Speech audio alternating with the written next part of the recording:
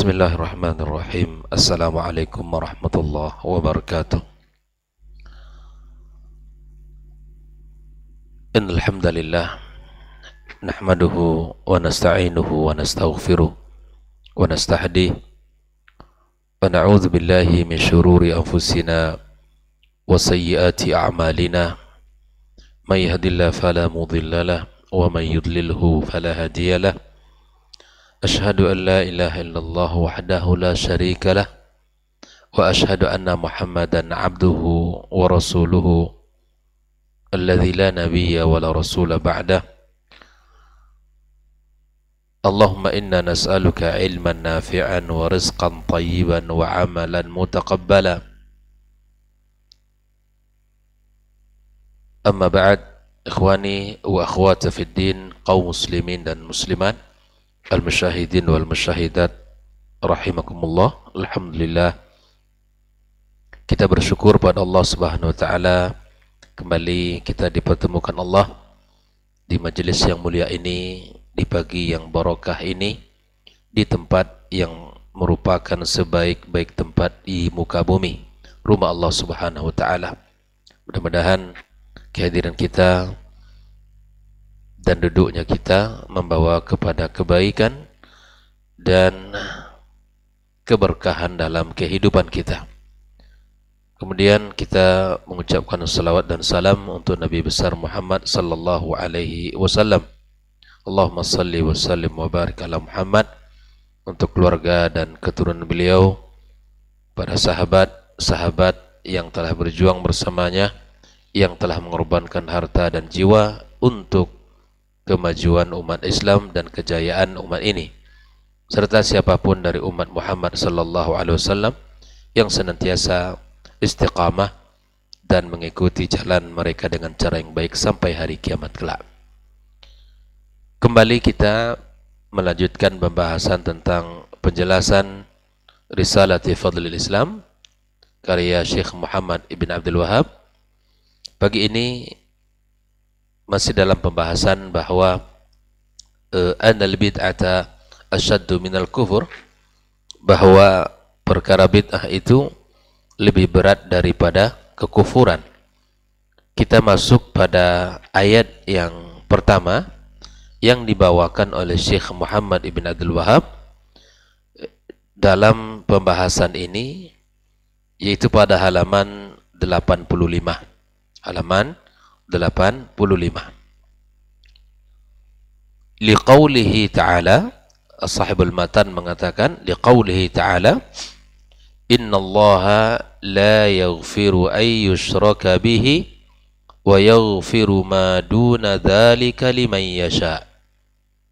Sesungguhnya Allah tidak mengampuni dosa syirik dan mengampuni dosa selain syirik bagi siapa yang Allah kehendaki. An-Nisa ayat 48. Lalu kemudian Syekh Shalih Al-Fauzan menjelaskan ayat yang barusan kita baca. Kata beliau, al-bid'atu qad takunu syirkan. Bid'ah itu bisa berupa kesyirikan. Jadi bid'ah yang ingin disampaikan oleh di sini, kata Syekh Shalih Al-Fauzan, bid'ah bisa berupa kesyirikan. Wa qad takunu duna dzalik, dan bisa berupa selain dari kesyirikan. Artinya di sini ada dua penekanan. Wahiyya aqsam. Bid'ah itu ada beberapa pembagian. Minha bid'atun syirkiyah. Bid'atun syirkiyatun, bid'ah kesyirikan. Nah, kalau bid'ah yang seperti ini, kata Syekh Shalih Al-Fauzan, tukhriju minad din, akan mengeluarkan kita dari agama. Ya kan? Asyirk, kesyirikan itu adalah kezaliman yang paling besar. Dan bid'ah kesyirikan itu bisa mengeluarkan kita dari agama yang mulia ini. Maka berhati-hatilah kita dan harus kita waspada. Jangan sampai jatuh kepada kesyirikan dan bid'ah kesyirikan ini. Seperti apa contohnya? Kadu'ai ghairillah. berdoa kepada selain Allah, meminta kepada selain Allah, ya kan? Sesuatu ya yang mana sudah maklum kita pahami bahwa doa adalah ibadah, dan ibadah tidak boleh ya dilakukan, dikerjakan selain kepada Allah Subhanahu wa taala. Wal istighatsatu bil amwat, istighatha memohon, minta tolong kepada al amwat, orang yang sudah mati. Ya. Sebagaimana sudah kita pahami bahwa orang-orang yang sudah mati, mereka inqata amaluhu, ya kan? Terputus amalan. Untuk diri dia sendiri tidak bisa lagi dia memberikan manfaat kecuali apa yang disebutkan Nabi SAW. Ada 3 sumber kebaikan yang akan mereka dapatkan yang tidak akan pernah terputus setelah dia mati. Yang pertama apa? Sadaqatin jariyatin, sedekah jariyah. Yang kedua, waladin salihin yad'u lahu, anak saleh yang mendoakan selalu untuk orang tuanya. Yang ketiga, ilmin yuntafa'u bi, ilmu yang ia ajarkan. Inilah kebaikan yang akan terus ya mengalir kepada si mayit. Akankah kita orang yang hidup ini meminta kepada si mayit?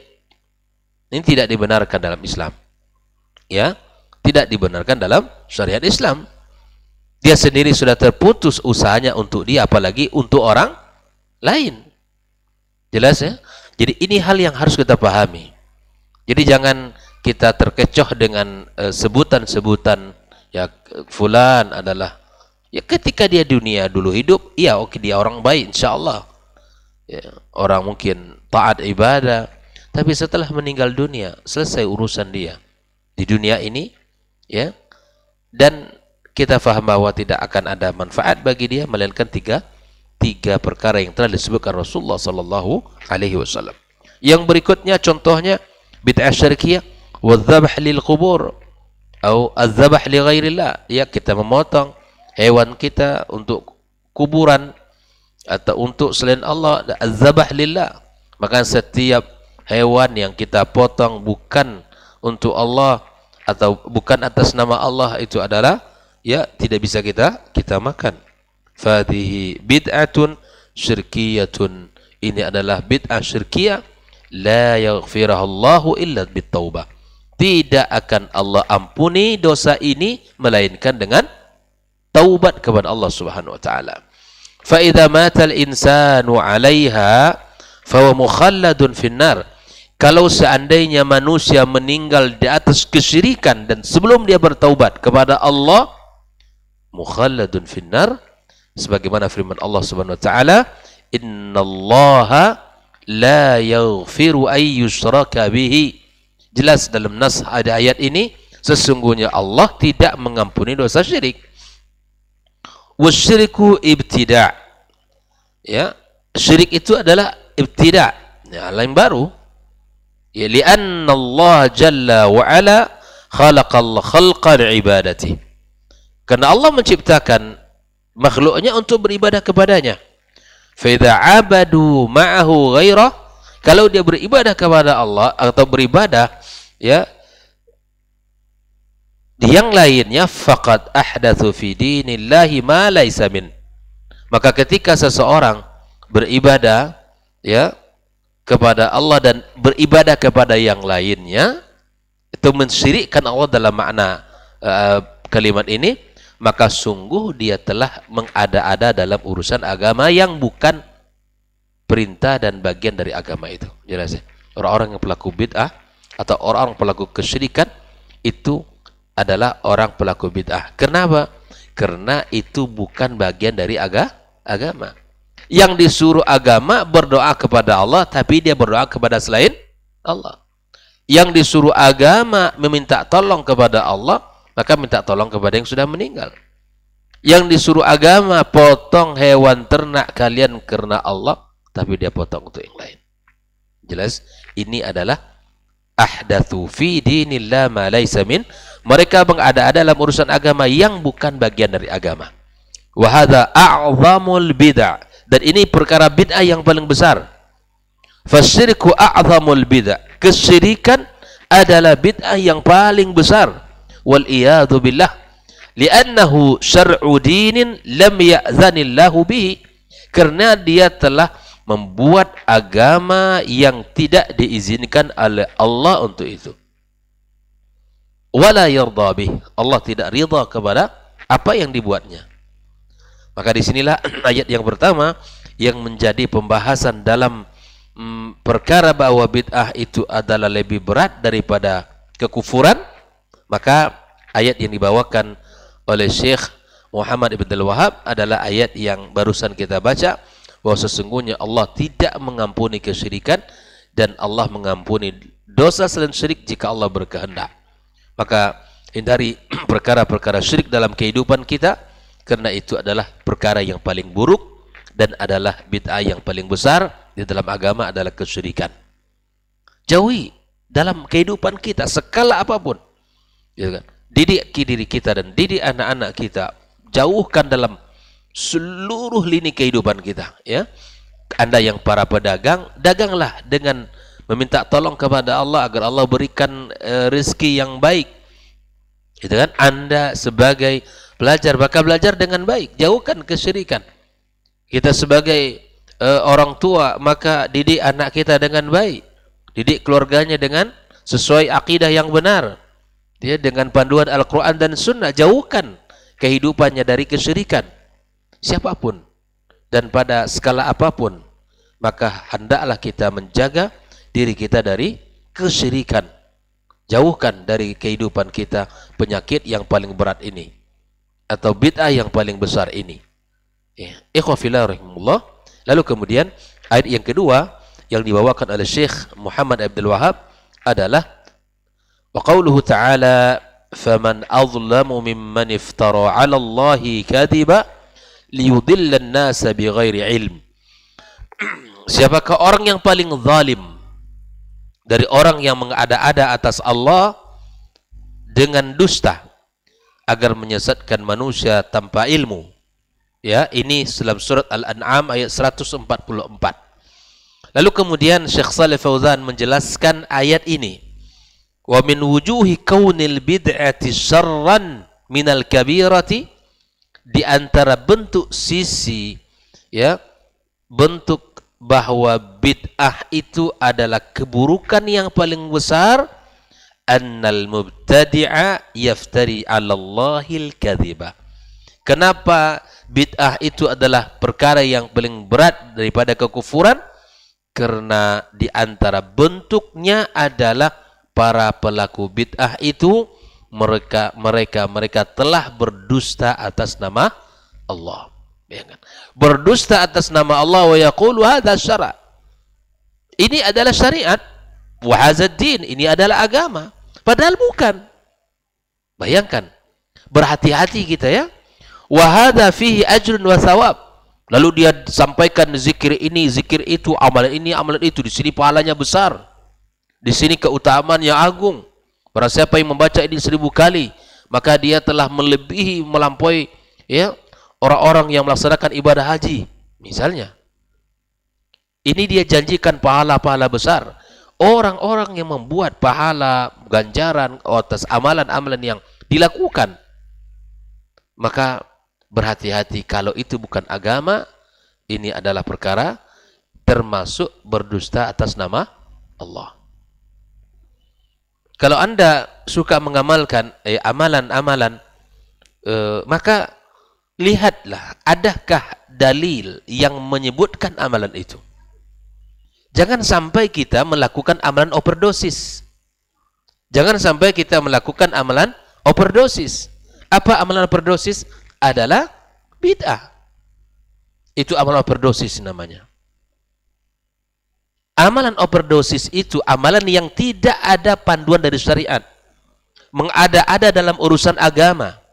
Melakukan sesuatu yang tidak diperintahkan Allah dan Rasul, itu amalan overdosis. Dengan mengatakan ini adalah syariat, ini adalah agama, ini adalah pahalanya besar, dan seterusnya. Ketika kita melakukan amalan overdosis ini, maka kita termasuk, ya, mengada-ada dan berdusta atas nama Allah Subhanahu wa ta'ala. Ini perkara yang sangat dibenci dalam urusan agama. Padahal apa yang dia katakan, fahuwa yaftari 'ala Allahil kadhib, padahal dia berdusta atas nama Allah. Ya. Dikasih zikir ini, diamalkan ini dan itu. Kalau kita semangat di dalam mengamalkan zikir-zikir, maka cari zikir-zikir yang ada dalilnya. Ikhwafillah, kebanyakan orang ya di dalam melakukan sesuatu itu ada imbalan yang ingin didapatkan. Contoh, membaca Al-Quran pada umumnya ya berpahala, amalan yang sangat mulia, betul tidak? Tetapi ada orang-orang yang suka mengamalkan, misalnya membaca surat ini misalnya 50 kali sebelum tidur. Membaca surat ini 50 kali menjelang tidur. Diyakini dengan membaca itu ada imbalan sesuatu.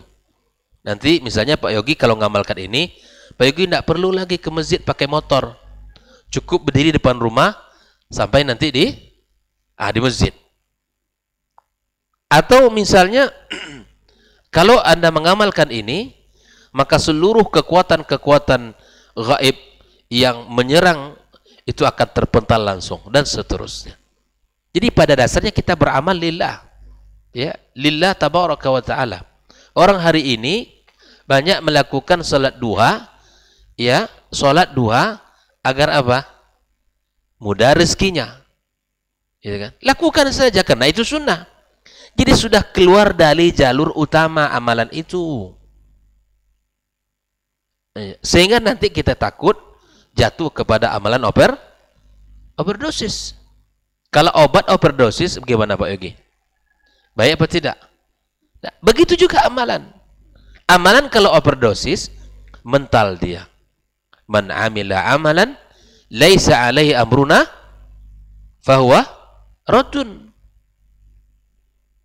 Jelas ya? Maka obat sesuai dengan dosisnya. Kalau nanti obat overdosis itu bisa menjatuhkan kepada kecelakaan, keburukan, bahkan mungkin membawa kepada kematian. Jelas? Jangan sampai kita melakukan amalan yang tidak sesuai dengan ya anjuran syariat kita. Ya wa fillah. Nah, lalu kemudian bi khilafil 'asi, di sini disebutkan oleh Syekh Shalih Fauzan agak sedikit membawakan pembahasan berbeda kata dia dengan orang yang maksiat, fa innahu la yad'i anna hadzal din. Pelaku maksiat secara zahir dia jahil, ya, maka dia tidak akan mengatakan ini adalah agama, li'annahu ya'rif annahu asin, karena dia tahu bahwa dia salah. Jelas? Biasanya kalau pelaku bid'ah diingatkan tentang bid'ahnya itu, dia mengatakan ini agama. Ini syariat, yang saya lakukan adalah kebaikan. Masih ingat kisah yang dilakukan oleh Sa'id Ibn Musayyib kepada seseorang yang salat setelah salat subuh. Salat banyak, ditegur, dipanggil. Kenapa engkau salat? Salat apa ini namanya? Langsung dia mengatakan, apakah Allah akan mengazab saya dengan salat yang saya lakukan? Allah tidak mengazab kamu dengan salat yang kamu lakukan, tetapi Allah akan mengazabmu dengan engkau menyelisih sunnah nabimu. Ya. Maka ikhwafillah rahimakumullah, orang-orang pelaku bid'ah cenderung sulit untuk dibenarkan, cenderung sulit untuk diingatkan, karena sudah menikmati amalan bid'ahnya itu. Tapi pelaku maksiat, orang-orang melakukan dosa secara umum, orang jahil, ketika diingatkan, akhi, kantum jangan minum khamar. Oh ya, saya salah. Mudah untuk diingatkan karena tahu itu adalah dosa. Wa ammal mubtadi' fa huwa yaftari 'ala Allahil kadhib. Pelaku bid'ah dia akan berdusta atas nama Allah, wa yaqul inna hadza minad din, ini adalah agama. Wa inna hadza yuqarribu min Allah tabaraka wa ta'ala, ini mendekatkan pada Allah. Tsumma innal 'asi la yuqtada bih, balin nasu yadhummuna. Kalau pelaku bid'ah dia anggap itu baik, tapi orang-orang pelaku maksiat dia orang-orang akan mencela dia. Orang-orang akan mencelanya. Bikhilafil mubtadi' fa innahu yaqtadi bihi an-nas wa yata'abbaduna bi bid'atihi. Pelaku bid'ah, apalagi tingkatnya misalnya pelakunya itu agak orang-orang yang berilmu, misalnya katakan dia dipandang terhormat, orang mengikut dia. Sehingga ada dulu dan sekarang kan? Dulunya lurus, sekarang sudah melenceng. Jelas? Sebelum dia mungkin ya menjadi posisi viral atau terkenal, lurus. Tapi ketika misalnya sudah dipandang orang atau mungkin ya mendapatkan kedudukan, maka kesalahannya itu dia sulit untuk mencabutnya. Kenapa? Karena orang mengikutinya. Jelas ya? Fahuwa syarrun min murtakabil kabirah.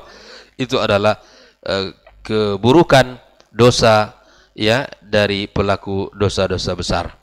Faman adzlamu, siapakah orang yang paling zalim, mimman iftara 'ala Allahi kadhiba, dari orang yang berdusta atas nama Allah, liyudillan nasi bighairi ilm. Oleh ikhwah fillah rahimakumullah, li'annahum yattabi'unahu, karena mereka mengikutinya, khususan idza kana lahu nasibun minal ilm. Ini yang saya katakan tadi. Apalagi orang yang pelaku itu ada ilmunya, ada ya dipandang dilebihkan satu langkah daripada masyarakat awam, didahulukan satu langkah. Aw indahu ibadatun, ya, atau dia punya ibadah, wa tuqa wa wara', atau dia terlihat pula ketakwaan dan ada wara'. Fannas yaghtaruna bihi wa yaqtaduna bihi fi bid'ah. Orang-orang terkecoh, orang-orang tertipu, orang-orang mengikuti perkara bid'ahnya, ya. Hati-hati kita tidak beragama menurut seseorang, ya, kiai, buya, fulan, tapi kita beragama di atas syariat Nabi Muhammad sallallahu alaihi wasallam. Berhati-hati kita, ya, berhati-hati dalam urusan agama, karena adakah yang paling berharga dalam hidup kita daripada keimanan kita? Tidak ada. Adakah yang paling bernilai daripada akidah kita? Tidak ada. Itulah yang paling bernilai. Dan lakukan agama kita, kerjakan sesuai dengan syariat Allah dan Muhammad sallallahu alaihi wasallam. Ya, jangan sampai itu mudah-mudah untuk kita melakukan tanpa ada dalil. Ya, karena sesungguhnya melakukan ibadah itu adalah melakukan ketaatan, dan itu harus sesuai dengan syariat dari Nabi kita sallallahu alaihi wasallam. Bi khilafiz zani wa syaribul khamar, dijelaskan contohnya oleh beliau, para pelaku zina atau minum khamar, fahadhihi kabair, dan ini dosa-dosa besar. Wan nasu la yaqtaduna bi fa'iliha, orang tidak mengikuti orang pelakunya. Minum khamar kita enggak suka, ya, orang pezina apalagi, ya, bal yamqutunahu wa yadhumuna. Kalau ada orang yang minum khamar nampak atau pelaku zina ketahuan, orang semuanya benci ke dia, ya kan? Enggak suka. Fahadha aidan min wujuhi kaunil bid'ati syarran minal kabirah. Dan inilah sisi atau bentuk yang merupakan kaunil bid'ah, yang merupakan bid'ah itu syarran minal kabirah, lebih buruk daripada dosa besar. Ini telah disebutkan oleh Syekh Muhammad Abdul Wahab, dua ayat ini di dalam pembahasan bahwa bid'ah itu lebih besar dan lebih berat daripada dosa besar, dan dijelaskan oleh Syekh Shalih Fauzan, hendaknya kita berhati-hati jangan sampai pertama melakukan kesyirikan, ya, yang itu merupakan bid'ah yang paling buruk dan paling besar. Yang kedua, jangan kita berdusta atas nama Allah, berdusta atas nama Allah seperti mengatakan ini adalah syariat, ini adalah agama, ini besar pahala dan seterusnya, dan itu semua adalah dusta atas nama Allah Subhanahu wa taala. Semoga Allah Subhanahu wa taala menjaga kita dan memberikan kepada kita taufik di dalam beragama untuk mengikuti Rasulullah sallallahu alaihi wasallam dan mengikhlaskan amal kita untuknya, dan kita dijauhkan dari perkara-perkara bid'ah dari urusan agama kita yang mulia ini. Karena sekali lagi ya bahwa perkara yang sederhana sesuai dengan sunnah Nabi itu lebih utama daripada menghabiskan tenaga, waktu, bahkan seluruh potensi, tapi itu menyelisihi sunnah Nabi sallallahu alaihi wasallam. Indahnya hidup di bawah naungan sunnah Nabi, luar biasa indah dan nikmatnya. Betapa ya kenyamanan di hati kita itu ya tidak bisa diukir dengan kata-kata, tidak bisa diungkapkan ya dengan lisan kita. Betapa nyaman dan betapa merdekanya diri seseorang ketika berada di bawah naungan sunnah Nabi sallallahu alaihi wasallam. Semoga Allah berkahi pertemuan kita dan semoga Allah jaga kita dan keluarga kita. Insyaallah kita lanjutkan pada pembahasan berikutnya, ayat yang ketiga dalam surah An-Nahl ayat 25. Wassallallahu ala nabiyyina Muhammadin wasallam. Wa subhanakallahumma bihamdik asyhadu an la ilaha illa anta astaghfiruka wa atubu ilaik. Wassalamualaikum warahmatullahi wabarakatuh.